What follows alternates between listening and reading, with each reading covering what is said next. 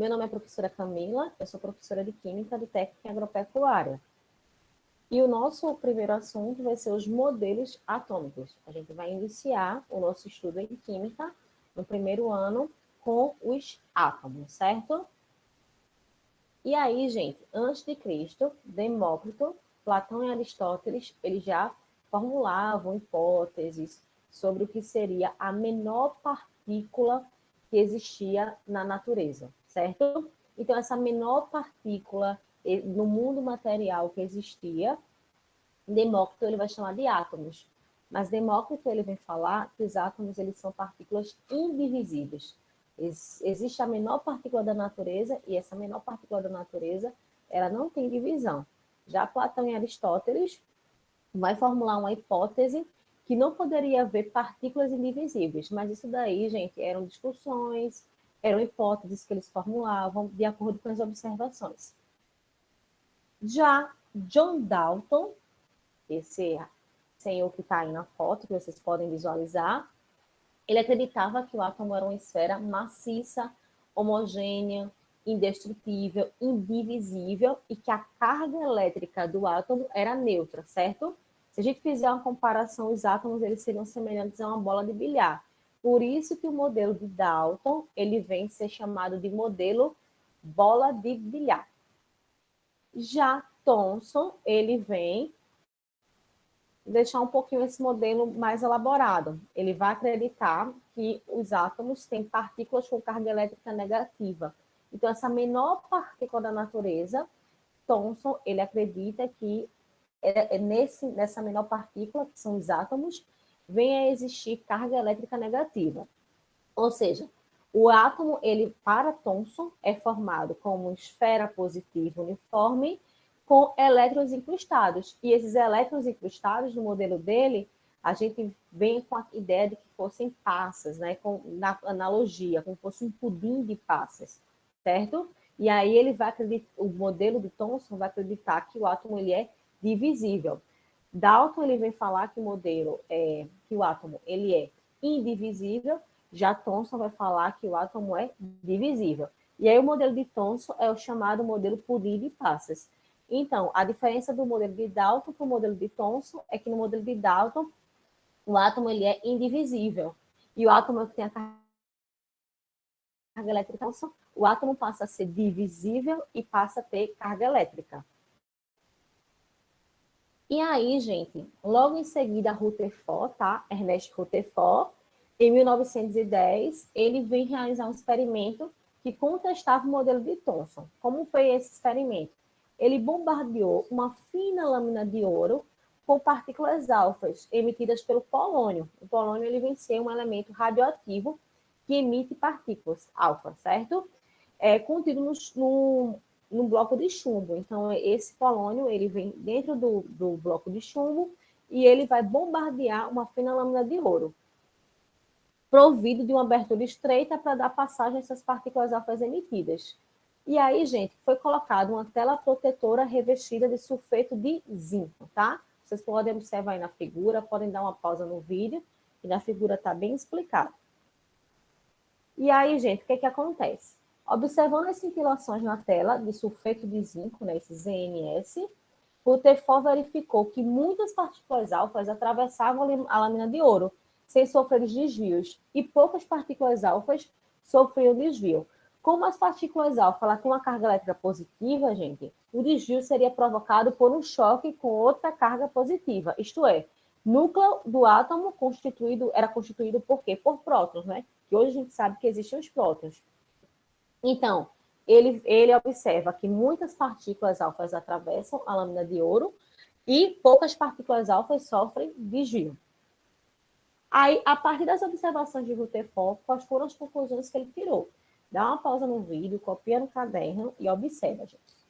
Ele, a partir da observação de que a maior parte das partículas alfas atravessavam a lâmina sem sofrer desvios, ele vai concluir que a maior parte do átomo deve ser vazio.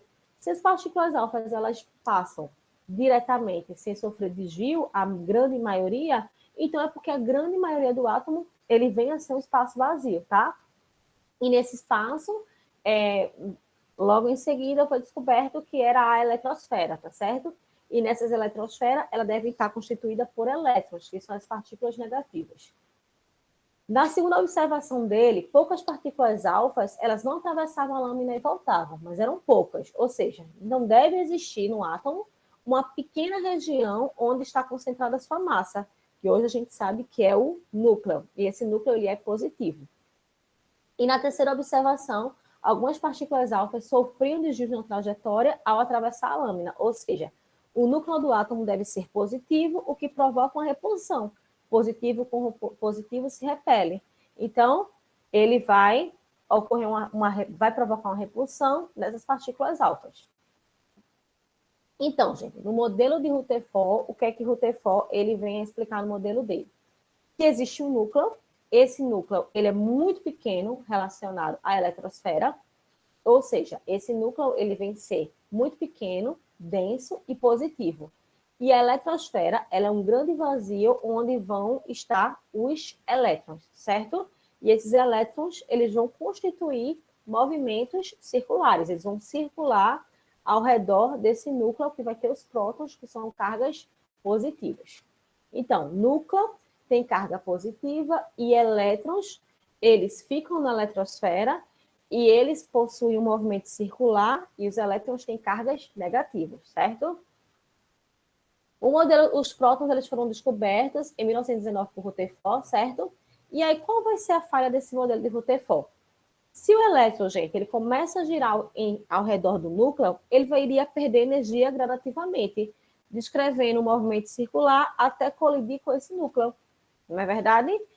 Ele não ia conseguir estar rodando, estar girando lá em torno do núcleo sem perder energia e sem uma hora ele acabar chocando com esse núcleo. Então, quando vem Bohr e ele fala sobre a energia, certo? E Bohr ele vem se fundamentar na teoria quântica da radiação de Max Planck. O que é que Bohr vem falar aqui para a gente? Que no seu primeiro postulado, os elétrons, gente, eles descrevem órbitas circulares estacionárias ao redor do núcleo sem emitir nem absorver energia. Então, se o elétron fica girando aí de acordo com a figura que vocês estão vendo se movimentando, cada camada dessa daqui, que constitui a eletrosfera, ela vai ter uma determinada energia, certo? Então, a gente vai chamar de níveis de energia ou camadas eletrônicas. Então, cada camada dessa, da eletrosfera, a gente vai dar um nome, tá? Que é o K, L, N, N, O, P, e assim por diante, a gente vai ver isso posteriormente.